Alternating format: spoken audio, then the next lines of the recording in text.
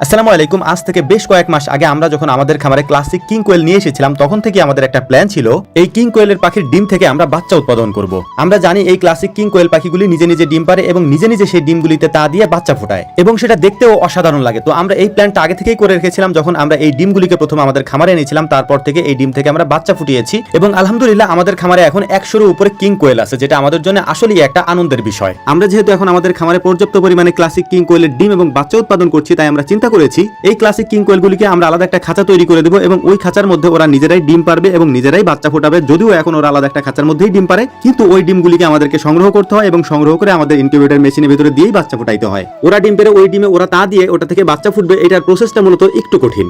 সেজন্য যেটা করতে হয় সেটা হচ্ছে যে ওদেরকে আলাদা একটা ঘর তৈরি করে দিতে হয় এবং ওই ঘরের মধ্যে শুধু এক জোড়া কিং কোয়েল পাখিকে দিতে হয়, যেখানে একটা পুরুষ এবং মহিলা ক্লাসিক কিং কোয়েল পাখি থাকে। একাধিক কিং কোয়েল পাখি একটা খাঁচার মধ্যে থাকলে ওরা ডিম পারবে, কিন্তু ওই ডিম থেকে ওরা বাচ্চা উৎপাদন করতে পারবে না, অর্থাৎ বাচ্চা ফুটাইতে পারবে না। এর কারণ হচ্ছে পর্যাপ্ত পরিমাণে পুরুষ কোয়েল পাখি ওর মধ্যে থাকে, যেগুলি ওদেরকে ওমে বসতে দেয় না, যে কারণে ওরা ডিম নিয়ে বসতেও পারে না, তাও দিতে পারে না, বাচ্চাও ফোটে না। এই জন্য এক জোড়া কিং কোয়েল পাখির জন্য দরকার হচ্ছে একটা রুমের, অর্থাৎ একটা খাঁচার দরকার। ওই খাঁচার মধ্যে ওদেরকে দিয়ে দিলে ওরা ওই একটা খাঁচার মধ্যে থেকে একটা পুরুষ একটা মহিলা থাকবে, ওরাই ওদের মতো করে ডিম পারবে এবং ওম দিয়ে ওরাই বাচ্চা ফোটাবে। আমি অনেকদিন ধরে খুবই এক্সাইটেড এটা দেখার জন্য যে এই কিং কোয়েল পাখিগুলি আসলেই নাকি নিজেরা বাচ্চা ফোটায় এবং অন্যান্য কোয়েল পাখি বাচ্চা ফোটায় কিনা, এটাও দেখার জন্য মূলত এই ঘরটা আমি তৈরি করতেছি। এটার মধ্যে আমি কয়েক জোড়া কোয়েল পাখি রাখবো, মানে বিভিন্ন জাতের কোয়েল রাখবো। দেখবো যে এই কোয়েল পাখি নিজে থেকে নিজেরা বাচ্চা ফোটাতে পারে কিনা, অর্থাৎ নিজেরা ডিম পেরে তা দিয়ে বাচ্চা ফোটায় কিনা। স্বাভাবিকভাবে আমরা যেভাবে খাঁচা তৈরি করি, অর্থাৎ আমাদের এখানে কাঠ দিয়ে যে খাঁচাগুলি তৈরি হয় সেগুলির থেকে এইটাকে আমরা একটু আলাদাভাবে তৈরি করার চেষ্টা করছি। আমরা ওই খাঁচাগুলিতে সাধারণত প্লাস্টিকের নেট ব্যবহার করি, ওই এবং বিভিন্ন কালারের হয়, সেটা লাল হয় নীল হয়, কিন্তু আমরা এখানে ব্যবহার করতেছি হচ্ছে স্টিল বা লোহার নেট বলতে পারেন আপনি এটাকে।